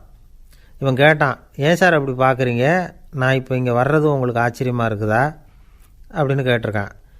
இதுக்கு ஜெயில் அதிகாரி சொல்லியிருக்கார், நீ இப்போ இங்கே வந்ததில் எனக்கு ஒன்றும் ஆச்சரியம் இல்லைப்பா, ஏற்கனவே நீ இங்கேருந்து விடுதலையாகி போய் 6 மாதம் ஆச்சு, இவ்வளவு லேட்டாக வர்றியே அதுதான் எனக்கு ஆச்சரியமாக இருக்குது அப்படின்னாராம். ஒருத்தர் ஒரு தவறு செஞ்சு விட்றாருன்னு வச்சுக்கோங்க, உடனே நீ செஞ்சது தவறு அப்படின்னு சொல்கிறது ஒரு வகை. அதுக்கு பதிலாக எது சரின்னு அவர் புரிந்து கொள்ள உதவி செய்கிறது இன்னொரு வகை. இந்த 2வது வகை இருக்குது பாருங்கள், நிர்வாக இயலில் இது ரொம்ப முக்கியம். அலுவலகத்தில் வேலை பார்க்குற ஒருத்தர் முக்கியமாக தெரிஞ்சுக்க வேண்டியது என்ன தெரியுமா? சக ஊழியர்கள்கிட்ட எப்படி பழகணும், மேலதிகாரிகள்கிட்ட எப்படி பழகணும், தனக்கு கீழே வேலை செய்கிறவங்கக்கிட்ட எப்படி பழகணும், வாடிக்கையாளர்கள்கிட்ட எப்படி பழகணும், இவங்க எல்லார்கிட்டையும் செம்மையான உறவை ஏற்படுத்திக்கிறது எப்படி. இதையெல்லாம் சொல்லிக் கொடுக்குற பாடம் தான் இன்டர் பர்சனல் ஸ்கில், திறமையான உறவு அப்படிங்கிறது. எந்த வேலையில் இருந்தாலும் சரி, இந்த உறவுகளை வளர்க்கும் திறன் உள்ளவங்க சீக்கிரம் முன்னுக்கு வந்துடுறாங்க. மற்றவங்க கிட்ட உறவை பலப்படுத்திக்கிறது எப்படி அப்படின்னு தெரிஞ்சுக்கிட்டோம்னா எந்த ஒரு தடையையும் சுலபமாக தாண்டி செய்கிற தொழிலில் முன்னுக்கு வந்துடலாம். ஹார்வர்டு பல்கலைக்கழகத்தில் ஒரு கணக்கெடுப்பு பண்ணி பார்த்தாங்களாம். பார்க்குற வேலையில் எது மாதிரி குணாதிசயம் உள்ளவங்க வேகமாக முன்னுக்கு வர்றாங்க அப்படின்னு தெரிஞ்சுக்கிறதுக்காக இந்த கணக்கெடுப்பு. வெவ்வேறு துறையில் வேகமாக முன்னுக்கு வந்திருக்கிற பல பேரை சந்தித்து இந்த சர்வேயை நடத்தியிருக்கிறாங்க. அவங்க கண்டுபிடிச்சி சொல்லியிருக்கிற உண்மை என்ன தெரியுமா? ஒருத்தர் ஒரு வேலையில் இருந்தால் அது சம்பந்தப்பட்ட சப்ஜெக்ட் பற்றிய அறிவு 35% இருந்தால் போதுமா. ஆனால் உறவுகளை வளர்க்கக்கூடிய திறன், இன்டர் பர்சனல் ஸ்கில்லு 65% வேணும். இப்படி உள்ளவங்க சீக்கிரம் முன்னுக்கு வந்துடுறாங்களாம். அதனால் ஒருத்தருக்கு வேலை சரியாக புரியலைன்னா கூட விவரமாக மற்றவங்கக்கிட்ட பழகிறது எப்படின்னு புரிஞ்சால் போதும், அவர் முன்னுக்கு வந்துடலாம். அலுவலகங்களில் மட்டும் இல்லை, எல்லா இடங்கள்லேயும் இது ரொம்ப முக்கியம். வீட்டுக்குள்ளேயும் இது ரொம்ப முக்கியம், வீட்டுக்கு வெளியேயும் இது முக்கியம். அடுத்தவங்கக்கிட்ட பழகிறது எப்படிங்கிறத தெரிஞ்சிக்காதவன் வாழ்க்கையில் முன்னேற முடியாது. இன்றைக்கி ஆயுதங்களால் காயப்படுத்தி கொள்ளுகிறவர்களை விட வார்த்தைகளால் காயப்படுத்தி கொள்ளுகிறவர்கள் தான் அதிகம். பெரியவங்க என்ன சொல்கிறாங்க தெரியுமா? நீங்கள் இந்த பூமியில் பிறந்ததன் அர்த்தம் பூர்த்தியாகணும்னா அடுத்தவங்களுக்கு உதவி பண்ணுங்க. அடுத்தவங்களுக்கு உதவி செய்ய முடியாவிட்டால் கூட பரவாயில்லை, ஆனால் யாரையும் புண்படுத்தி விடாதீங்க அப்படின்னு சொல்கிறாங்க. எனக்கு தெரிஞ்ச ஒருத்தர் ஒரு அலுவலகத்தில் வேலை பார்க்குறார். அவர் சொல்லுவார், எனக்கு இந்த இன்டர் பர்சனல் ஸ்கில் ரொம்ப அதிகம் சார். சக ஊழியர்கள்கிட்ட ரொம்ப சுமூகமாக நடந்துக்குவேன். என் கூட வேலை பார்க்குற ஒருத்தருக்கு ஏதாவது ஒரு கஷ்டம்னா அந்த சமயத்தில் அவர் செய்ய வேண்டிய வேலையை நான் செஞ்சுருவேன் சார் அப்படிம்பார். நான் அவர்கிட்ட சமீபத்தில் அப்படி ஏதாவது செஞ்சுருக்கீங்களா அப்படின்னு கேட்டேன். செஞ்சுருக்கேன் சார். போன வாரம் புதன்கிழமை ஆஃபீஸில் என் பக்கத்து சீட்டுக்காரருக்கு வயிற்று வலி. உடனே நான் மெடிக்கல் லீவ் போட்டுவிட்டு எங்கள் வீட்டுக்கு போயிட்டேன் சார் அப்படின்னார். ஒரு அம்மா தெருவில் உட்காந்து என்னத்தையோ தேடிட்டு இருக்கிறாங்க. அந்த அம்மா ஒரு சூஃபி ஞானி. அவங்க பேர் என்னென்னா ரபியா அல் அடாவியா. அந்த அம்மாவுக்கு கண் கூட தெளிவாக தெரியாது. அந்த பக்கமாக வந்த சில பேர் இவங்களுக்கு உதவி செய்கிறதுக்காக வந்தாங்க. என்ன தேடிகிட்டு இருக்கிறீங்க அப்படின்னு கேட்டாங்க. இதுக்கு அந்த அம்மா, அந்த கேள்வி அவ்வளோ முக்கியத்துவம் இல்லை, நான் தேடிகிட்டு இருக்கிறேன், உங்களால் முடிஞ்சால் எனக்கு உதவி பண்ணலாம் அப்படின்னாங்களாம். உதவி செய்ய வந்தவங்களுக்கு ஆச்சரியம். எதை தேடுறோங்கிறது தெரியாமல் இப்படி ஏன் நேரத்தை செலவழிக்கிறீங்க? நாங்கள் எப்படி உங்களுக்கு உதவ முடியும்? எங்களுக்கு ஒன்றும் புரியலையே அப்படின்ட்டுருக்காங்க. சரி, உங்களை திருப்தி பண்ணுறதுக்காக சொல்கிறேன். ஒரு குண்டூசி தொலைஞ்சி போச்சு, அதை தேடுறேன் அப்படின்னாங்களாம் அந்த அம்மா. அதுக்கப்புறம் இவங்களும் சேர்ந்து தேட ஆரம்பிச்சிட்டாங்க. கொஞ்ச நேரம் ஆச்சு, ஒன்றும் கிடைக்கல. உதவி செய்ய வந்தவங்களும் அழுத்து போட்டாங்க. அப்புறம் கேட்டாங்க, இதை பாருங்கம்மா, இது ரொம்பவும் பெரிய தெரு, அகலமான தெரு. அதனால் குறிப்பாக நீங்கள் எந்த இடத்துல அந்த குண்டூசியை தொலைச்சிங்க அதை சொல்ல முடியுமான்னாங்களாம். இதுக்கு அந்த அம்மா, நீங்கள் மறுபடியும் அர்த்தமில்லாத கேள்வியை கேட்குறீங்க, உங்கள் கேள்விக்கும் நான் தேடுறதுக்கும் என்ன சம்மந்தம்னாங்களாம். இதை கேட்டதும் அவங்க ஒரு மாதிரி ஆகிட்டாங்க. என்னம்மா நீங்கள் பைத்தியம் மாதிரி பேசுகிறீங்க அப்படின்னாங்களாம். சரி, உங்களை மறுபடியும் திருப்திப்படுத்துறதுக்காக சொல்கிறேன். அதை நான் எங்கள் வீட்டில் தொலைச்சுட்டேன் அப்படின்னாங்களாம். அப்புறம் எதுக்காக இங்கே தேடிட்டு இருக்கிறீங்க அப்படின்னு கேட்டிருக்காங்க. ஏன்னா இங்கே தான் வெளிச்சம் அதிகமாக இருக்குது, அங்கே வீட்டுக்குள்ளே இருட்டாக இருக்குது, அதனால் இங்கே தேடுறேன். வெளிச்சம் உள்ள இடத்துல தானே தேட முடியும் அப்படின்னாங்களாம் அந்த ஞானி. இந்த கதைக்கு என்ன அர்த்தங்கிறத பெரியவங்க சொல்கிறாங்க. அதாவது இந்த தேடுதல்ங்கிறது ஒரு வியாதி. அது நம்ம சதா அலைய வைக்கும், பைத்தியமாக மாற்றுறதுக்கு முயற்சி பண்ணோம். ஒரு காலம் அது நிறைவு அடையவே அடையாது. வாழ்வுங்கிறது ஒரு புரிந்து கொள்ள முடியாத சதா இயங்கி கொண்டிருக்கிற ஒரு செயல். அதுக்கு ஆரம்பமும் இல்லை, முடிவும் கிடையாது. எதையோ தேடணும் அப்படிங்கிற உந்துதல் நமக்குள்ளே இருக்கும், ஆனால் குறிப்பாக எதை தேடிட்டு இருக்கிறோம் அப்படிங்கிறது புரியாது. அப்படி ஏதாவது ஒன்றை தேடி அடைஞ்சிட்றோம்னு வச்சுக்கோங்க, உடனே ஒரு அதிருப்தி வந்துடும். அதனால் வாழ்க்கைங்கிறது சலிப்பு நிறைந்தது அப்படிங்கிற எண்ணத்தை உண்டாக்கிக்கிறோம். ஒன்று அடைஞ்சதுக்கு அப்புறம் இன்னொன்று தேட ஆரம்பிச்சிருவோம். ஆக இந்த தேடல்ங்கிறது நாம் ஒன்று அடைஞ்சாலும் அடையாவிட்டாலும் தொடர்ந்து நடந்துக்கிட்டு தான் இருக்கும். இதுக்கு முடிவே கிடையாது. இந்த உண்மையை நாம் நல்லா புரிஞ்சுக்கணும் அப்படிங்கிறது பெரியவங்களுடைய கருத்து. ஏழையும் தேடுறான், பணக்காரனும் தேடுறான், நோயாளியும் தேடுறான், நோய் இல்லாதவனும் தேடுறான், அதிகாரம் உள்ளவனும் தேடுறான், அதிகாரம் இல்லாதவனும் தேடுறான், முட்டாளும் தேடுறான், அறிவாளியும் தேடுறான். ஆனால் யாரும் இதை தான் தேடி சாதிக்க போகிறோம், இதுதான் முடிவு அப்படின்னு திட்டவட்டமாக சொன்னதில்லை. ஒன்று அடைஞ்சதும் இன்னொன்று தேட ஆரம்பிச்சிடுறாங்க, அவ்வளோதான். அதாவது உங்களின் தேடுபவர் உங்கள் உள்ளேதான் இருக்கிறார், அவரை தேடி கண்டுபிடியுங்கள். இதுதான் ஞானிகள் நமக்கு சொல்லுகிற ஒரு ஆலோசனை. நம்மால் ஒருத்தன் ஜெயிலில் இருந்தான். இன்னொரு கைதி அவனை பார்த்து கேட்டான், ஏன்பா உன்னை பார்க்குறதுக்கு வெளியிலேருந்து யாருமே இங்கே வர்றது இல்லையே, உனக்கு சொந்தக்காரங்களே கிடையாதா அப்படின்னு கேட்டானா. ஏன் இல்லை, எனக்கு சொந்தக்காரங்க நிறைய பேர் உண்டு, அவங்க என்னை பார்க்க வராததுக்கு காரணம் வேற அப்படின்ட்டுருக்கான் இவன். என்ன காரணம்னு கேட்டான் அவன். அதுக்கு இவன் சொன்னானா, அதுக்கு என்ன காரணம்னா அவங்க எல்லாரும் இங்கே உள்ளேயே இருக்கிறாங்க அப்படின்னானா. ஒரு சீன தேசத்து அரசர் இருந்தார். அவருக்கு வயசாயிட்டுது. அவருக்கு அடுத்தபடியாக அவருடைய புள்ள பட்டத்துக்கு வரணும், ஆட்சி பொறுப்பை ஏற்றுக்கணும்.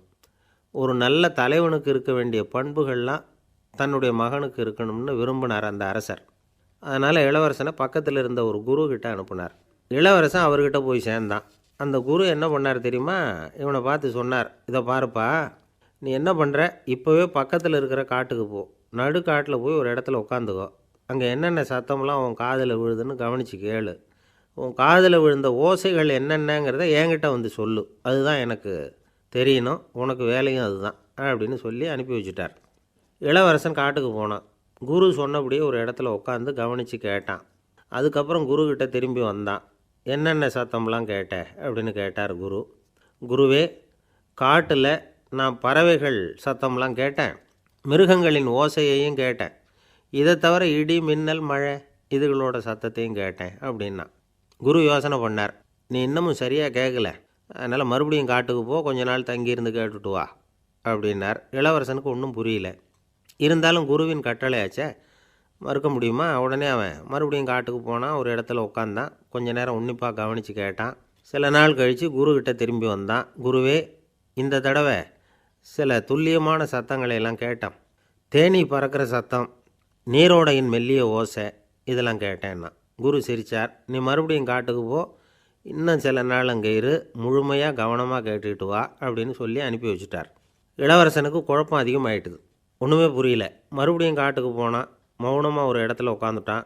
அப்படியே தியானத்தில் ஆழ்ந்துட்டான். சில நாளில் அவனுக்கு இதுவரை கேட்காத ஓசைகள்லாம் கேட்க ஆரம்பிச்சிட்டுது. இதைத்தான் நான் கேட்கணும்னு என்னுடைய குரு எதிர்பார்த்துருக்கிறாருங்கிறத புரிஞ்சுக்கிட்டான். உடனே குருக்கிட்ட ஓடனான். குருவே, இந்த தடவை காதுகளுக்கு கேட்க முடியாத சில ஓசைகளை கூட என்னால் உணர முடிஞ்சுது. பூ மலருகிற ஓசை, சூரியனால் பூமி சூடாகிறப்போ எழுகிற ஓசை, காலை பனித்துளியை இந்த புல்லுலாம் குடிக்கிற ஓசை, இது எல்லாம் என்னால் நல்லா கேட்க முடிஞ்சுது அப்படின்னா. குருவுக்கு இப்போ தான் திருப்தி ஏற்பட்டு தான். இளவரசனை பார்த்து சொன்னார், இதை பாருப்பா, இப்போ தான் நாட்டை ஆளுகிற தகுதி உனக்கு வந்திருக்குது அப்படின்னு சொல்லி அதுக்கு விளக்கமும் கொடுத்தாராம். எந்த அரசன் தன்னுடைய மக்களின் இதயம் பேசுகிற மௌன மொழியை, மௌன வார்த்தைகளை கேட்குறானோ அவன்தான் ஆள தகுதி உள்ளவன். எந்த அரசன் தன்னுடைய மக்களின் உணர்ச்சிகளை உண்மையாக உணர்றானோ அவன்தான் முதன்மையான அரசன். போலி வார்த்தைகளை மட்டும் கேட்டுட்டு பல மௌன ராகங்களை காதில் வாங்கிக்காதவன் அரசனே இல்லை. எந்த நாட்டில் எப்போ ஒரு அரசன் தன்னுடைய மக்களின் உணர்ச்சிகளை கேட்க மறுக்கிறானோ அன்னையிலேருந்தே அந்த நாடு அழிய தொடங்குது அப்படின்னு அர்த்தம். இதுதான் அந்த குரு இளவரசனுக்கு போதித்தது. வாயால் பேசுகிறத மட்டும் கேட்டு ஏமாறக்கூடாது, உணர்ச்சிகளையும் கேட்குறதுல தான் மனப்பக்குவம் உண்டாகும். மக்கள் உணர்ச்சிகளை புரிந்து கொள்ளாத அரசர்கள் நீடிச்சிருக்க முடியாது. அது மாதிரி நாடுகளில் அடிக்கடி குழப்பம் தான் உண்டாகும். அப்படி இருந்தால் அடிக்கடி ஆட்சி மாறிக்கிட்டு இருக்கும். அப்படிப்பட்ட ஒரு தேசம், அங்கே ஒரு சிறைச்சாலையில் 3 கைதிகள் பேசிக்கிட்டு இருந்தாங்க. ஒருத்தன் சொன்னான், நான் இந்த நாட்டு ராஜாவை எதிர்த்து பேசிக்கிட்டு இருந்தேன், அதனால் என்னை பிடிச்சி கொண்டாந்து இங்கே போட்டுவிட்டாங்க அப்படின்னா ஒருத்தன். இன்னொருத்தன் சொன்னான், நான் இந்த நாட்டு ராஜாவை ஆதரித்து பேசிக்கிட்டு இருந்தேன், அதனால் என்னை பிடிச்சி கொண்டாந்து இங்கே தள்ளிவிட்டாங்க அப்படின்னா. அது சரி, நீ என்ன தப்பு பண்ண அப்படின்னு சொல்லி 3வது ஆளை பார்த்து இவங்க கேட்டாங்க. அதுக்கு அந்த ஆள் சொல்கிறான், நான் தான் இந்த நாட்டு ராஜா அப்படின்னானா. ஒரு ஆசாமி வேகமாக ஓடிக்கிட்டு இருந்தான். ஏன் இப்படி ஓடுறேன்னு கேட்டார் இன்னொருத்தர். அங்கே ஒரு ஆள் அடிபட்டு கிடக்கிறான், அதை பார்த்தேன், உடனே ஓடுறேன்னா. எங்கேன்னு கேட்டார். ஆஸ்பத்திரிக்குன்னா. ஒரு ஆள் அடிபட்டு கிடக்கிறத பார்த்தா உடனடியாக நாம் செய்ய வேண்டியது முதல் உதவி, அதுக்கப்புறம் தான் ஆஸ்பத்திரி. இன்றைக்கி விபத்துங்கிறது சர்வசாதாரணமாக நடந்துக்கிட்டு இருக்குது. வாகன விபத்து, வெடிகுண்டு விபத்து, தீ விபத்து, கட்டடம் சரியறது, பூகம்பம், இப்படி நிறைய நடக்குது. ஒரு விபத்தை பார்த்துட்டா நம்மளில் பல பேர் நமக்கு என்னத்துக்கு வம்புன்னு ஒதுங்கி போயிடுறதும் உண்டு. சில பேர் துணிஞ்சு கிட்ட போய் உதவி செய்கிறதும் உண்டு. அப்படி உதவி செய்ய நினைக்கிறவங்களுக்கு உபயோகப்படுற தகவல் இது. விபத்தில் காயமடைஞ்சவங்களை 3 பிரிவாக பிரிக்கலாமா. முதல் வகை கொஞ்சம் சீரியஸானது, உயிருக்கு உடனே ஆபத்து தரக்கூடியது. மூளை காயம், முகம், கழுத்து காயங்கள், இருதயம், நுரையீரல் காயங்கள், வயத்தில் உள்ளுறுப்பு காயங்கள், அதிகப்படியான இரத்தப்போக்கு, இதனால எல்லாம் பாதிக்கப்பட்டிருந்தால் அது முதல் வகை அப்படின்னு நாமளே மனசுக்குள்ளே முடிவு பண்ணிக்கணும். இவங்களுக்கெல்லாம் உடனடியாக முதல் உதவி கொடுக்கணும். தாமதப்படுத்தாமல் ஆஸ்பத்திரிக்கு கொண்டுகிட்டு போயிடணும். இப்படி கொஞ்சம் எச்சரிக்கையாக நடந்துக்கிட்டால் அவங்களில் பல பேரை காப்பாற்றி போடலாம். ரெண்டாவது வகை எப்படின்னா, முதல் உதவி விரைவாக கிடைச்சா உயிர் பிழைக்கக்கூடிய மார்பு காயங்கள், கைகால் எலும்பு முறிவு, இடுப்பு முதுகெலும்பு காயம், சீரான இரத்த சேதம், இப்படிப்பட்டவங்களை ரெண்டாவது வகையாக பிரிக்கணும். ஆபத்து இல்லாத சிராய்ப்புகள், சிறு காயங்கள், இரத்த உறைவுகள், இதனால் பாதிக்கப்படுறவங்க மூணாவது வகை. ஒருத்தர் தலையில் அடிபட்டு நினைவு விழுந்துட்டார்னு வச்சுங்க, அவருக்கு வாந்தி வர்றதுனால புறையேறி மூச்சு அடைப்பு உண்டாகும். இப்படி ஆகாமல் இருக்கிறதுக்காக தலையை ஒரு பக்கமாக சாய்ச்சி வைக்கலாம். நாடி துடிப்பையும் இதய துடிப்பையும் தொட்டு பார்க்கணும். அது குறைஞ்சிருந்தாலும் சரி, நின்று இருந்தாலும் சரி, அவர் மார்பை நிமிஷத்துக்கு 80 தடவை உள்ளங்கையால் அழுத்தி இதய துடிப்பை மீட்கிறதுக்கு உதவி பண்ணணும். கழுத்தில் காயம்பட்டாலும் ஆபத்து அதிகம். கழுத்துக்கு அடியில் ஒரு துண்டை மடித்து வைக்கலாம். 2 பக்கமும் சின்ன தலையணை அல்லது துணி மடிப்புகளை வச்சு கழுத்தை அதிகமாக அசையாமல் பார்த்துக்கலாம். முதுகெலும்பு முறிஞ்சிருக்குமோ அப்படிங்கிற சந்தேகம் இருந்ததுன்னா அவரை அதிகமாக அசைய விடக்கூடாது. அதிகமாக அசைஞ்சால் தண்டு இடத்துல பாதிப்பு ஏற்பட்டு கைகால் விளங்காமல் போயிடும். அவரை ஒரு கனமான போர்வை இல்லைன்னா பாயில் படுக்க வச்சு 4 பேர் மெதுவாக தூக்கி மருத்துவ உதவிக்கு அனுப்பி வைக்கலாம். கையெலும்பு முறிஞ்சிருந்தால் முறிஞ்ச பாகத்தை உடம்போடு சேர்த்து அசையாமல் கட்டி போடலாம். கால் எலும்பு முறிஞ்சிருந்தால் மற்ற காலோடு சேர்த்து கட்டி போடலாம். முறிஞ்ச பாகம் தொங்காமல் பார்த்துக்கணும். அப்போ தான் வீக்கம் உண்டாகாமல் இருக்கும். வெட்டு காயம், குண்டடிப்பட்ட காயம், இதிலெல்லாம் ரத்தப்போக்கு அதிகமாக இருக்கும். ரத்தம் வெளியேற ஆபத்து அதிகம். சுத்தமான துணியை பல மடிப்புகளை மடித்து காயத்தின் மேலே வச்சு அழுத்தமாக ஒரு 10 நிமிஷம் பிடிச்சிக்கணும். ரத்தம் நின்ன உடனே காயத்துக்கு கட்டு போடலாம். சில சமயம் காயம்பட்ட பாகத்தை உயரமாக தூக்கி பிடிச்சிக்கிட்டா தான் ரத்த கசிவு நிற்கும். இந்த விவரங்களையெல்லாம் கொஞ்சம் மனசில் வாங்கி வச்சுக்கிட்டோம்னா சமயத்தில் உதவும். ஏன்னா இந்த காலத்தில் விபத்து எந்த ரூபத்தில் எப்போ வரும்னு யூகிக்கவே முடியல. நண்பர் ஒருத்தர் சொன்னார், நேற்றுக்கு பாருங்கள் சார், என் கண்ணு முன்னாடியே ஒரு சின்ன விபத்து நடந்ததுன்னார். என்னன்னு விசாரித்தோம். ஒரு பஸ்ஸில் வந்துக்கிட்டு இருந்தேன். அந்த பஸ்ஸில் பின்பக்கம் படி ஓரமாக நின்றுக்கிட்டு இருந்த ஒருத்தர் ரோட்டில் விழுந்துட்டார். டிரைவர் அதை கவனிக்கலை, நிறுத்தாமல் அவர் பாட்டுக்கு போகிறாருன்னார். கண்டக்டர் உடனே விசில் கொடுத்து பஸ்ஸை நிறுத்த வேண்டியது தானே அப்படின்னோம். அதுதான் சார் முடியாமல் போச்சுன்னார் அவர். ஏன்னு கேட்டாங்க. தவறி கீழே விழுந்ததே அந்த கண்டக்டர் தான் சார் அப்படிங்கிறார். ஒரு நண்பர், அவர்கிட்ட பேசிக்கிட்டு இருந்தேன். மனித உறவுகள் பற்றி அவர் சொல்லிகிட்டு இருந்தார். அமெரிக்காவில் தந்தை மகன் உறவு எப்படி இருக்குது அப்படிங்கிறத விளக்கிறதுக்கு அவர் ஒரு கதையை சொன்னார். ஒரு அப்பா பகல் பூராவும் அலுவலகத்தில் வேலை, ஓடி ஆடி உழைச்சிக்கிட்டு களைச்சி போய் ராத்திரி 10 மணிக்கு மேலே வீடு திரும்பினான். வீட்டு வாசலில் அவரோட மகன் காத்துக்கிட்டு இருக்கிறான். இன்னமும் தூங்கலை. அப்பாவை வாசல்லையே தடுத்து நிறுத்தி, அப்பா உனக்கு சம்பளம் எவ்வளவு அப்படின்னு கேட்குறான். ஏற்கனவே ஆஃபீஸு பிரச்சனைகளால் அலுத்து போய் திரும்புகிற அப்பாவுக்கு கோவம் வந்துட்டுது. என்னடா இப்படிலாம் கேளுன்னு உங்கள் அம்மா உனக்கு சொல்லி கொடுத்தாளா அப்படின்னு சொல்லிவிட்டு உள்ளே போய் சட்டையை கட்டி மாட்டிவிட்டு குளிச்சுவிட்டு மறுபடியும் வெளியில் உடையை மாற்றுகிற சமயம் அப்போ மறுபடியும் மகன் உள்ளே நிற்கிறான் அவர் முன்னாடியே. அப்பா உனக்கு எவ்வளவு சம்பளங்கிறான் மறுபடியும். அப்பாவுக்கு எரிச்சல் அதிகமாகிட்டுது. மணிக்கு $20 போதுமா அப்படின்னார். அப்படின்னா எனக்கு ஒரு $10 தர முடியுமான்னா மகன். இதுக்கு தான் என் சம்பளம் எவ்வளவுன்னு கேட்டியா? 2ஆம் வகுப்பு படிக்கிற உனக்கு எதுக்குடா $10 அப்படின்னு கத்திவிட்டு தொலைக்காட்சி பெட்டியின் முன்னாடி போய் உட்காந்துக்கிட்டு ஏதோ நிகழ்ச்சியை பார்க்க ஆரம்பிச்சிட்டார். கொஞ்ச நேரம் கழித்து மறுபடியும் மகன் நிற்கிறான். அப்பா ப்ளீஸ் எனக்கு ஒரு $10 கொடுக்க முடியுமா? மகனுடைய கண்களில் கண்ணீர். என்னடா அவன் கண்ணீரை காட்டி காரியம் சாதிக்கலாம்னு பார்க்குறியா? ஒரு காசு கூட கொடுக்க மாட்டான் போ அப்படின்னு விரட்டி விட்டான். மகன் கண்ணீரை தொடச்சிக்கிட்டே கண்ணை தொடச்சிக்கிட்டு பேசாமல் போய் படுத்துக்கிட்டானான். கொஞ்ச நேரம் ஆச்சு. அப்பாவோட கோபம் கொஞ்சம் கொஞ்சமாக குறைஞ்சிது. பிள்ளைகிட்ட கோபமாக கத்துனது தப்பு தாங்கிறது புரிஞ்சுது அவனுக்கு. எழுந்திரிச்சு போனான், படுக்கை இறக்கி போனான். மகனை பார்த்தான். அவன் தலையணையை கட்டி பிடிச்சிக்கிட்டு அழுதுகிட்டு இருக்கிறான். அவனை மெல்ல நெருங்கி அவங்ககிட்ட எதமாக பேசுகிறதுக்கு ஆரம்பித்தானான். எதுக்குடா உனக்கு $10 பள்ளிக்கூடத்தில் கேட்டாங்களா அப்படின்னு கேட்டானான். மகன் சொல்லியிருக்கான், இல்லை டாடி, உனக்கு 1 மணி நேரம் சம்பளம் $20ன்னு சொன்னேன். நீ ஏற்கனவே எனக்கு கொடுத்த பாக்கெட் மணி $10 என்கிட்ட இருக்குது. இப்போ நீ இன்னொரு $10 கொடுத்தீங்கன்னா அதையும் சேர்த்து $20 ஆகிடும். அந்த $20 நான் உனக்கு கொடுத்துருவேன். அப்படி கொடுத்தா நீ என் கூட 1 மணி நேரம் செலவழிப்ப இல்லையா? அதுக்காக தான் $10 கேட்டேன் அப்படின்னு சொன்னானான். அந்த அப்பா கண்ணு கலங்கி போச்சான். ஆதரவோடு தன்னுடைய மகனை கட்டி பிடிச்சி அழ ஆரம்பிச்சிட்டாராம். இதுதான் நண்பர் சொன்ன கதை. அமெரிக்கா மட்டும் இல்லை, உலகம் பூராவும் இன்றைக்கி மனித உறவுகள் இப்படி தான் மாறிட்டுருக்கு. பெரியவர்கள் அறிவுரை என்ன தெரியுமா? உங்கள் குழந்தைகளிடமிருந்து குழந்தை பருவத்தை பிரித்து விடாதீர்கள் அப்படிங்கிறது தான். அதாவது இன்றைய குழந்தைகள் தங்கள் பிருந்தாவனத்தை இழந்து விடுகிறார்கள் அப்படிங்கிறது அவங்களுடைய கருத்து. இந்த நிலைக்கு நாம் காரணமாக இருந்துடக்கூடாது. குழந்தைகளோட விளையாடுவோம், குடும்பத்தோடு உறவாடுவோம் அப்படிங்கிறது தான் நம்முடைய நோக்கமாக இருக்கணும். இன்றைய உறவு முறைக்கு இன்னொரு உதாரணம் சொல்லுவாங்க. ஒருத்தர் வந்தாராம், அவர் பக்கத்தில் ஒரு சின்ன பையன். நாம் அவரை விசாரிக்கிறோம், யார் இந்த பையன் அப்படின்னா அவர் சொல்கிறார், இவன் எனக்கு தூரத்து உறவு அப்படின்னாராம். இந்த தூரத்து உறவுன்னா எப்படின்னு இருக்கான். இதுக்கு அவன் சொல்லியிருக்கிறான், இவன் எங்கள் அப்பாவுக்கு 8வது புள்ள அப்படின்னானான். ஒரு ஊரில் ஒரு பெரிய ஞானி இருந்தார். அவர் படுக்கையில் இருந்தார். இன்னும் கொஞ்சம் நேரம்தான் அவர் இந்த உலகத்தில் இருக்க போகிறார். அவரை சுற்றி ஏகப்பட்ட கூட்டம். ஏற்கனவே அவருடைய உபதேசங்களை கேட்டவங்க பல பேர் அவரை சுற்றி நிற்கிறாங்க. அந்த ஞானி மெதுவாக கண்ணை திறந்து பார்க்குறார். எல்லாரும் அவருடைய கடைசி வார்த்தையை கேட்கறதுக்காக அவளோட காத்துக்கிட்டு இருக்கிறாங்க. அந்த ஞானி மெதுவாக பேச ஆரம்பித்தார். நான் என்னுடைய வாழ்நாள் பூராவும் உங்களுக்கு நிறைய போதனைகள் சொல்லிக்கிட்டு இருக்கிறேன். பேரானந்தம், மகிழ்ச்சி, தியானத்தன்மை, இதை பற்றியெல்லாம் சொல்லியிருக்கிறேன். இப்போ நான் வேறு ஒரு கரைக்கு போய்கிட்டுருக்கிறேன். நான் இனிமேல் இந்த கரையில் இருக்க மாட்டேன். நீங்கள் நான் சொன்னதையெல்லாம் கேட்டீங்க, ஆனால் எதையும் நீங்கள் நடைமுறைப்படுத்தி பார்க்கல. எல்லாம் கேட்டதோடு சரி, அதோடு விட்டுவிட்டீங்க. அப்புறம் அதை தள்ளி போட்டுக்கிட்டே வந்துட்டீங்க. மேலும் அதை தள்ளி போடுறதுல எந்த பிரயோஜனமும் கிடையாது. இப்போ நான் போய்கிட்டு இருக்கிறேன், உங்களில் யாராவது என்னோட வர்றதுக்கு தயாரா அப்படின்னு கேட்டார். அவ்வளவுதான். யாரும் வாயை திறக்கலை.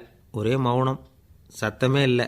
ஒருத்தர் பார்த்துக்கிட்டே நிற்கிறாங்க. அந்த கூட்டத்தில் ஒரு ஆள் அந்த ஞானி கூடவே 40 வருஷத்துக்கு மேலே இருந்திருக்கிறான்.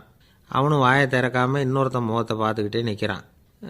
இந்த சமயத்தில் பின்னாடி நின்றுக்கிட்டு இருந்த ஒருத்தன் கையை தூக்கினான். ஞானி அவனை பார்த்தார். சரி, ஒருத்தனுக்காவது நம்மோட வர்றதுக்கு தைரியம் இருக்குது அப்படின்னு நினச்சார். ஆனால் அந்த ஆள் என்ன சொன்னான் தெரியுமா? ஐயா, நீங்கள் கேட்குறப்போ நான் உடனே எழுந்திருக்கல, கையை மட்டும்தான் தூக்கினேன். என்ன காரணம்னா, நான் எப்படி அடுத்த கரைக்கு சேர்றதுங்கிறது தெரிஞ்சுக்கிறதுக்காக தான். அந்த விவரத்தை மட்டும் இப்போ உங்ககிட்ட இருந்து நான் தெரிஞ்சுக்க ஆசைப்பட்றேன். ஏன்னா இப்போ நான் உங்கள் கூட வர்றதுக்கு தயாராக இல்லை. எவ்வளவோ காரியங்களை நான் இன்னும் இங்கே முடிக்க வேண்டி இருக்குது. வீட்டுக்கு ஒரு விருந்தினர் வந்திருக்கிறார். என்னுடைய இளைய மகனுக்கு கல்யாணம் பண்ணி வைக்கணும். அதனால் இன்றைக்கி உங்கள் கூட வர முடியாது. அது மட்டும் இல்லை, இப்போ உங்கள் கூட அடுத்த கரைக்கு வந்தால் திரும்பி வர முடியாதுன்னு வேறு சொல்கிறீங்க. அதனால் இப்போ நான் வரல. இன்னொரு நாள் நிச்சயமாக நான் வர்றேங்க, உங்களை சந்திக்கிறேன். அதனால் இப்போ நீங்கள் இன்னொரு தடவை எங்களுக்கு விளக்கமாக சொல்லணும். ஏற்கனவே பல தடவை சொல்லியிருக்கிறீங்க. தயவு பண்ணி இப்போ ஒரு தடவை சொன்னீங்கன்னா சௌகரியமாக இருக்கும். அந்த அடுத்த கரையை அடையிறது எப்படி? இப்போ ஒரு தடவை அதை விளக்கமாக சொல்லிட்டிங்கன்னா நல்லா ஞாபகப்படுத்திக்குவேன். அது சரியான சமயம் வர்றப்போ இது எனக்கு உதவியாக இருக்கும் அப்படின்னு நானும். ஆனால் உண்மை என்ன தெரியுமா? அந்த சரியான சமயம் வரவே இல்லை அப்படிங்கிறது தான் உண்மை. இப்படி அந்த கதை முடியும். இந்த கதை அந்த ஒரு ஆளுக்கு மட்டும் இல்லை, கிட்டத்தட்ட எல்லாருக்குமே அது பொருந்தும் அப்படிங்கிறாங்க விவரம் தெரிஞ்சவங்க. எல்லாருமே அந்த சரியான தருணத்துக்காக தான் காத்துக்கிட்டு இருக்கிறாங்களாம். அதுக்காக ஜோசியம் பார்க்குறாங்க, கைரேகை பார்க்குறாங்க. நாளைக்கு என்ன நடக்குங்கிற ஆவலில் எல்லாரும் காத்துக்கிட்டு இருக்கிறாங்க. ஆனால் அந்த ஒரு நாள் ஒருபோதும் வரப்போகிறதில்ல. நீங்கள் தள்ளி போடுறதுக்காக பல அர்த்தமில்லாத காரணங்களை தேடுறீங்க அப்படிங்கிறார் ஒரு ஞானி. காத்திருக்கிறதுலேயே நம்ம காலம் ஓடி போயிடுது. ஏன்னா இன்றைக்கி நாம் சிந்திக்கிறது நாளைக்கு நாம் சிந்திக்கிறது இல்லை. ஒவ்வொரு நாளும் ஒவ்வொரு மாதிரி போயிடுது. நாளைக்கு மறுநாளை பற்றியே சிந்திக்கிறோம். இப்படியே அது பாட்டுக்கு போயிடும். கரையை தொட்டு பார்க்குறது எப்போ? இதுதான் கேள்வி. நமக்கு வேண்டியப்பட்ட ஒருத்தர் ஒரு ரயில்வே பிளாட்ஃபாரத்தில் நின்றுட்டு இருக்கிறார். அங்கே இருக்கிறவங்ககிட்ட கேட்குறாராம், விசாரிக்கிறார். ஏங்க கிழக்க போகிற ரயில் போயிட்டுதுங்களான்னாராம். போயிட்டுதுன்னு இருக்கிறாங்க. கொஞ்ச நேரம் கழித்து ஏங்க மேற்க போகிற ரயில் போயிட்டுதுங்களான்னு கேட்டிருக்காரு. போயிட்டுதுங்களான்ட்ருக்காங்க. அப்புறம் கொஞ்சம் நேரம் கழித்து மறுபடியும் ஏங்க 10:30 மணி வண்டி போட்டுதான்னு கேட்டிருக்கார். தொடர்ந்து காலையிலேருந்து சாயந்தரம் வரைக்கும் இப்படி ஒரே இடத்துல நின்றுட்டு கேட்டுக்கிட்டே இருக்கிறார். இதை பார்த்துக்கிட்டு இருந்த ஒருத்தர் அவர்கிட்ட வந்து, ஏங்க நீங்கள் எங்கே போகணும் அப்படின்னு கேட்டாராம். இவர் மெதுவாக சொன்னாராம், இந்த ரயில்வே லைனை தாண்டி அந்த பக்கம் போகணும் அப்படின்னாராம். நம்பிக்கை இல்லைன்னா இந்த உலகத்தில் நாம் நடமாடவே முடியாது. அவநம்பிக்கையோடு இருந்துக்கிட்டு இருந்தால் என்றைக்கும் அவஸ்தை தான். நாம் நம்புறது நடக்குதோ இல்லையோ அது வேறு விஷயம். ஆனால் எதையும் நம்பி தான் நாம் அடி வைக்க வேண்டியிருக்கு. வேறு ஒன்றும் வேணாம், ஒரு லாட்ரி சீட்டு வாங்குகிறோம், அது எங்கே நமக்கு விழப்போகுது அப்படிங்கிற அவநம்பிக்கையோடவா வாங்குகிறோம்? பரிசு நமக்கு தான் அப்படிங்கிற நம்பிக்கை உள்ளூர இருக்கிறதுனால தான் அதை வாங்குகிறோம். இருந்தாலும் முடிவு வேறு மாதிரி ஆகிடுது. அதுக்காக மனசு சோர்ந்து போகிறதில்ல, அடுத்த மாதமும் சீட்டு வாங்குகிறோம். இந்த நம்பிக்கை தான் மனித வாழ்க்கைக்கு ஆதாரம். ஒரு கடையில் போய் டீ சாப்பிட்றீங்க, அந்த டீ நல்ல டீ தானா, அதில் விஷம் கலந்துருக்குமா அப்படிங்கிற சந்தேகம் வந்துட்டுதுன்னு வச்சுங்க. அதுக்கப்புறம் அதை எப்படி நீங்கள் சாப்பிட முடியும்? நம்பி தான் சாப்பிட்ணும். ரயில் ஒழுங்காக போய் சேருங்கிற நம்பிக்கை இருக்கிறதுனால தான் அதில் ஏறி உட்காடுறோம். லெட்டர் ஒழுங்காக போய் சேருங்கிற நம்பிக்கை இருக்கிறதுனால தான் பெட்டியில் போடுறோம். சரி, நம்ம கதையெல்லாம் நம்மளோட இருக்கட்டும். மனித நம்பிக்கை எந்த அளவுக்கு உறுதியாகவும் அறிவுபூர்வமாகவும் இருக்கணுங்கிறதுக்கு அலெக்சாண்டர் வாழ்க்கையில் நடந்த ஒரு சம்பவத்தை உதாரணமாக சொல்லலாம்.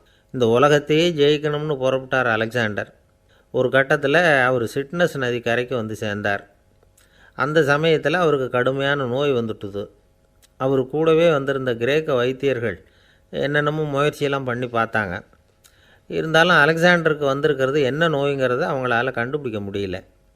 ஏன்னா அந்த பகுதியில் உள்ளவங்களுக்கு மட்டுமே அதிகமாக வரக்கூடிய ஒரு வினோதமான நோயாக இருந்தது அது. ஆனால் அவர் இருக்கிற இடம் எதிரியோட இடம், பாரசீக மன்னனோட ஆளுகைக்கு உட்பட்ட இடம். என்ன பண்ணுறது அப்படின்னு எல்லாரும் யோசனை பண்ணாங்க. பாரசீக மன்னனோட அரண்மனையில் இருக்கிற வைத்தியர் வந்தால் இந்த நோயை குணப்படுத்தி விடுவார் அப்படின்னு சொன்னாங்க. இருந்தாலும் எதிரியோட நாட்டில் இருக்கிற வைத்தியரை கூப்பிட்டு எப்படி நம்பி வைத்தியம் பார்க்க சொல்கிறது அப்படின்னு சொல்லி எல்லோரும் தயங்கினாங்க. ஆனால் அலெக்சாண்டர் தயங்கலை. பரவாயில்ல, அழைச்சிட்டு வாங்கன்னு விட்டார். உடனே அவரை போய் அழைச்சிட்டு வந்துட்டாங்க. அவர் வந்தார். அலெக்சாண்டர் உடம்பை பரிசோதனை பண்ணி பார்த்தார். சரி, இதை குணப்படுத்தி விடலாம், பயப்பட வேண்டியதில்லை. ஆனால் இதுக்கு ஒரு மூலிகை ரசம் தயார் பண்ணி கொடுக்கணும். நான் போய் அதை தயார் பண்ணிவிட்டு 2 நாளில் திரும்பி வந்துடுறேன் அப்படின்னு சொல்லிவிட்டு போனார் அந்த வைத்தியர். அதே மாதிரி 2 நாளில் திரும்பி வந்தார் மூலிகை ரசத்தோடு. இதுக்கு இடையில் அலெக்சாண்டரோட தளபதிகளில் ஒருத்தர் ரகசியமாக ஒரு எச்சரிக்கை கடிதம் கொடுத்து அனுப்பியிருக்கிறான்.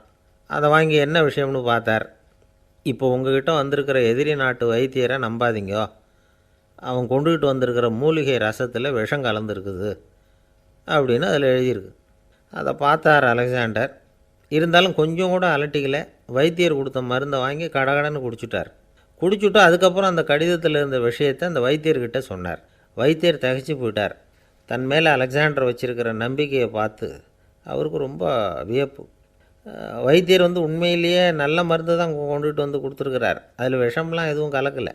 அதுக்கப்புறம் அலெக்சாண்டர் அந்த வைத்தியரை பார்த்து சொன்னாராம், நம்பிக்கைங்கிற அச்சாணியை ஆதாரமாக வச்சுக்கிட்டு தான் இந்த உலகம் சுற்றிக்கிட்டு இருக்குது. எனக்கு எதிரியாக இருந்தாலும் பாரசீக மன்னர் ரொம்ப பெரியவர். அப்பேற்பட்ட மன்னருடைய அரண்மனை வைத்தியர் தொழில் நேர்மை இல்லாதவராக இருக்க மாட்டார்.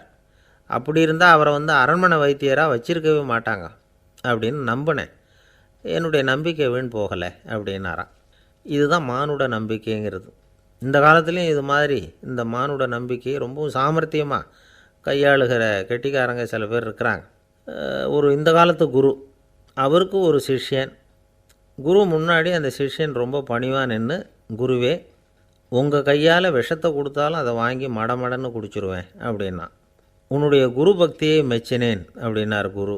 அதுக்கு அந்த சிஷ்யன், அப்படி இல்லை குருவே, உங்கள்கிட்ட சிஷ்யனாக இருக்கிறத விட உங்கள் கையால் விஷத்தை வாங்கி குடிச்சு விட்றது ரொம்ப நல்லது, அதனால தான் அப்படி சொன்னேன் அப்படின்னா. ஒரு தீக்குச்சி தீப்பெட்டியை பார்த்து கேட்டுதான், நாம் 2 பேரும் தானே உரசிக்கிறோம், ஆனால் நான் மட்டும் தீ பிடிச்சி எரிஞ்சு போகிறேன், நீ அப்படியே இருக்கிறியே அப்படின்னு தான். அதுக்கு தீப்பெட்டி சொல்லியிருக்குது, உனக்கு தலையில் கணம் இருக்குது அதனால் அழிஞ்சு போகிற அப்படின்னு தான். எப்படி இருக்கு பாருங்கள் இந்த பதில். தலையில் கணம் உள்ளவங்க யாருமே சரியாக இருக்க முடியாது. எவ்வளவு பெரியவங்களாக இருந்தாலும் சரி, ரொம்ப கஷ்டம்தான் அது. கர்வம்ங்கிறது கூடவே கூடாது. இதை விளக்கறதுக்கு மகான் ஒருத்தர் ஒரு சம்பவத்தை சொல்கிறார். அர்ஜுனன் தீர்த்த யாத்திரை பண்ணானா. அப்போது தென்னிந்தியாவுக்கு வந்திருக்கிறான். ராமேஸ்வரத்துக்கு போனப்போ அங்கே இலங்கைக்கு கல்லுலாம் அடுக்கி போடப்பட்டிருந்த பாலத்தை பார்த்தானா. ஒரு சின்ன குரங்கு அதுக்கு பக்கத்தில் விளையாடிக்கிட்டு இருந்திருக்கு. அதை பார்த்துட்டு அர்ஜுனன் சிரிச்சிருக்கான். ஏன் சிரிக்கிறேன்னு கேட்டிருக்கு அந்த குரங்கு. ராமன் மிகச்சிறந்த வில் வீரன். அப்படி இருக்கிறப்போ அவன் இலங்கைக்கு அம்புகளாலேயே ஒரு பாலம் கட்டியிருக்கலாம். அதை விட்டுட்டு போயும் உன்ன மாதிரி குரங்குகளை துணையாக வச்சுக்கிட்டு இப்படி ஒரு கருங்கல் பாலத்தை கட்டியிருக்கிறானே அப்படின்னு நானா. அம்புகளால் பாலம் கட்ட முடியுமா அப்படின்னு கேட்டு தான் குரங்கு. ஏன் முடியாது, என்னால் முடியுமேன்னு இருக்கான் அர்ஜுனன். அம்பால் பாலம் கட்டலாம், இருந்தாலும் என்ன மாதிரி குரங்குகள் ஏறி நடந்தால் அது தாங்குமா? அதனால தான் ராமர் கருங்கல் பாலமே கட்டினார் அப்படின்னுது குரங்கு சொல்லிச்சான். அப்படியே சொல்கிற, நான் வேணும்னா இப்போ அம்புகளாலேயே ஒரு பாலத்தை கட்டுறேன், நீ அது மேலே ஏறி நடந்து பார். பாலம் விழுந்துட்டுதுன்னா நான் தீ மூட்டி அதில் குதித்து உயிர் தியாகம் பண்ணிவிடுறேன் அப்படின்னு நான் ரொம்ப கோபமாக. உடனே அந்த சின்ன குரங்கு பெரிய உருவம் எடுத்துட்டு தான் கையில் கதையோடு அர்ஜுனன் முன்னாடி நிற்கிறான் அனுமன். பார்த்தா, என்னுடைய தலைவர் ராமரையா இழிவாக பேசுகிற, நீ இப்போ பாலம் கட்டு, நான் என்னுடைய பலத்தை காட்டுறேன் அப்படின்னு அனுமன். அர்ஜுனன் தன்னுடைய காண்டிபத்தை எடுக்கிறான், சரமாரியாக அம்புகளை விடுறான். அதெல்லாம் ஒன்றோட ஒன்று கோத்துக்கிட்டு அப்படியே பாலம் மாதிரி நிற்கிது. அர்ஜுனன் தலை நிமிர்ந்து நின்னான். அனுமன் உயர கிளம்பி அங்கேருந்து பாலத்தில் பொத்துன்னு இறங்கினான். பாலம் அப்படியே நொறுங்கி போச்சு தூள் தூளாக. என்ன அர்ஜுனா, இப்போ என்ன செய்ய போகிற அப்படின்னு நான் ஏளனமா. அர்ஜுனன் தலையை தொங்க போட்டுக்கிட்டான். சொன்னபடி தீ மூட்டி அதில் குதிக்கிறதுக்காக 3 தடவை சுற்றி வந்தான். அப்போது கிருஷ்ணர் அங்கே வந்தார். என்ன அர்ஜுனா, என்ன நடக்குது, என்ன இது அப்படின்னு ஒன்றும் தெரியாத மாதிரி கேட்டார். அர்ஜுனன் வாயை திறக்கிறதுக்கு முன்னாடி அனுமன் வாயை திறந்தான், நடந்ததை சொன்னான். அர்ஜுனன் சவால் விட்டபடி உயிர் திறந்தே ஆகணும்னா அனுமன். கிருஷ்ணர் யோசனை பண்ணார். நல்லது, இந்த சவால் விட்டதுக்கும் நடந்ததுக்கும் யார் சாட்சி? பெரியவர் ஒருத்தரை சாட்சியாக வச்சுக்கிட்டல்லவா நீங்கள் இந்த போட்டியை நடத்தியிருக்கணும் அப்படின்னார். அதனால் என்ன, இப்போ மறுபடியும் அந்த போட்டியை நடத்திவிட்டா போச்சு, என்னால் அந்த அம்பு பாலத்தை நொறுக்க முடியாதா அப்படின்னு அனுமன். சரி, இப்போ மறுபடியும் அது நடக்கட்டும்னார் கிருஷ்ணர். அர்ஜுனன் அம்பு பாலம் அமைச்சான். அனுமன் ஏறி குதிச்சான். பாலம் அசைஞ்சு கொடுக்கவே இல்லை, அவ்வளோ உறுதியாக இருக்குது. இப்போ அனுமன் தலையை குனிஞ்சிக்கிட்டான். அர்ஜுனன் நன்றியோடு நிமிர்ந்து பார்த்தான். கிருஷ்ணருடைய தோள்கள்லேயும் முதுகள்லேயும் ரத்தம். என்ன சுவாமி, என்ன நடந்ததுன்னு நான் பதறி போய், உன் அம்பு பாலத்தை நான் தான் முட்டு கொடுத்து தாங்கிக்கிட்டு இருந்தேன். அனுமன் குதித்தப்போ என் மேலே ஏற்பட்ட காயங்கள் இவை. பின்ன உன்னுடைய அம்பு பலத்தினாலேயா பாலம் நின்றுதுன்னு நினைக்கிற அப்படின்னாரான். முதல்ல அர்ஜுனன், அப்புறம் அனுமன் 2 பேருக்குமே கர்வ பங்கம் ஆகிட்டு தான்.